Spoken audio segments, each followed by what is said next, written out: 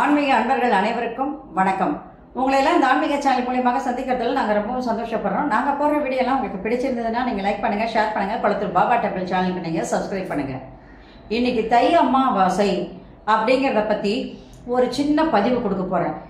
இந்த பதிவில் இந்த அமாவாசை இந்த வருஷம் எந்த நாளில் எந்த நேரத்தில் கொண்டாடப்படுகிறது, பித்ரு பூஜைனா என்ன, யார் இந்த பூஜையை பித்ரு பூஜையை செய்யணும், அப்புறம் அமாவாசையினுடைய முக்கியத்துவம் என்ன அப்படிங்கிறத பற்றி மட்டும்தான் ஒரு சின்ன பதிவு உங்களுக்கு நான் கொடுக்குறேன். அமாவாசை என்றாலே அது பித்ரு தினம்தான். பித்ருக்கள் தன் குடும்பத்தில் உள்ள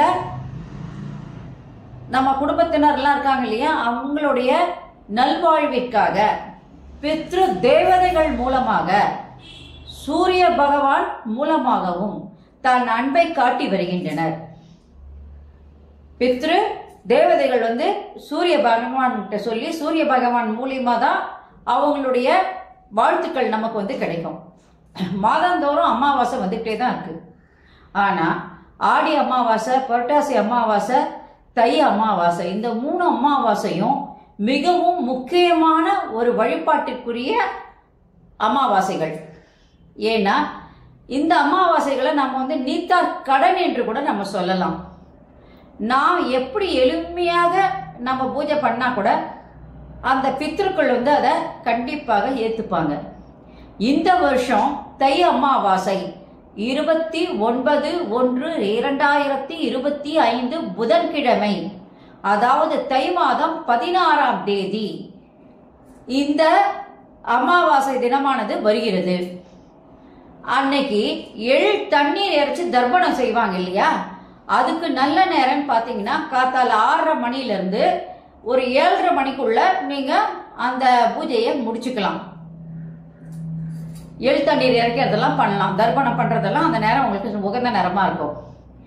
இப்போ அதை தவற விட்டு நீங்க படைகள் போடவோ மற்றதுக்கோ நீங்க நல்ல நேரம் வேணும்னு கேட்டீங்கன்னா 9:30 மணிலிருந்து 11:50 வரைக்கும் நேரம் நல்லா இருக்கு.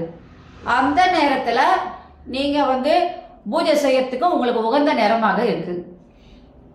அதையும் தவறினால் 1:35 மணிக்கு மேல 3 மணி வரைக்கும் நீங்க இலை போட்டு அந்த பித்ருக்களுக்கு வழிபாடு செய்யலாம். அது ரொம்பவும் உகந்த நேரமாக அமைகிறது.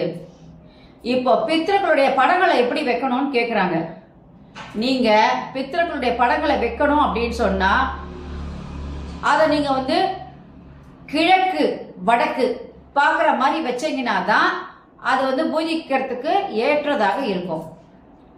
அமாவாசை தர்ப்பணம் செய்யறது எல்லாமே சூரியன் உதிச்சதுக்கு அப்புறமா தான் நீங்க தர்ப்பணம் செய்யணும். இதுவரை அமாவாசை வழிபாடு செய்யாம இருக்கிறவங்க கூட இனிமே பட்டு தொடர்ந்து அந்த அமாவாசை பூஜையை நீங்க செய்யலாம். ஏன்னா நம்ம வாழ்க்கையில கஷ்டங்கள் ஏற்படுது அப்படின்னு சொன்னா அதை அந்த கஷ்டங்களை நீக்குவதற்கு முதல் காரணமே யாரா இருப்பாங்கன்னா பித்ருக்கள் தான் இருப்பாங்க. அதனால அந்த பித்ரு வழிபாடு மிக மிக மிக முக்கியமானது.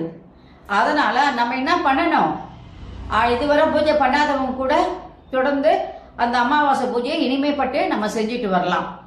இப்போ ஒரு வீட்டில் ஆண் வாரிசு இல்லை, பெண்கள் இந்த தர்ப்பணம் செய்யலாமா அப்படின்னு கேட்டிங்கன்னா அவங்க எள் தண்ணீர் இறைக்க கூடாது. அது இல்லாம அவங்க இலை போட்டு பூஜை பண்ணி முன்னோர்களை வழிபட்டால அதற்கான பலன்கள் நிச்சயமாக அவங்களுக்கு நிச்சயமா கிடைச்சிரும்.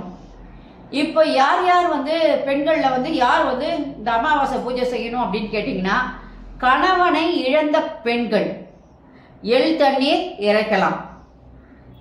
அதே மாதிரி ஆண்களை பார்த்தீங்கன்னா பெற்றோர், மனைவி, பிள்ளைகள் இவங்களை இழந்தவங்க இருப்பாங்க இல்லையா, பொண்டாட்டி இழந்த ஆண் இருப்பான், தன்னுடைய குழந்தைங்களை இழந்த அப்பா இருப்பாரு, தன்னுடைய பெற்றவங்களை இழந்த அந்த மகன் இருப்பான்.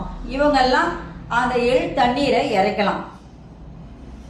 அது மட்டும் இல்லாத பட்சத்தில் அவங்க எள் தண்ணீர் இறைச்சி வழிபாடு செஞ்சதுக்கு அப்புறம் ஒருவேளை அவங்களால செய்ய முடியல அப்படின்னு சொன்னா வீட்டு பக்கத்தில் இருக்கிற கோயில்ல அன்னைக்கு அந்தணர்கள் என்ன பண்ணுவாங்கன்னா பிண்டம் பிடிச்சு வழிபாடு செஞ்சு அதுக்கு வந்து தர்ப்பணம் பண்ணுவாங்க.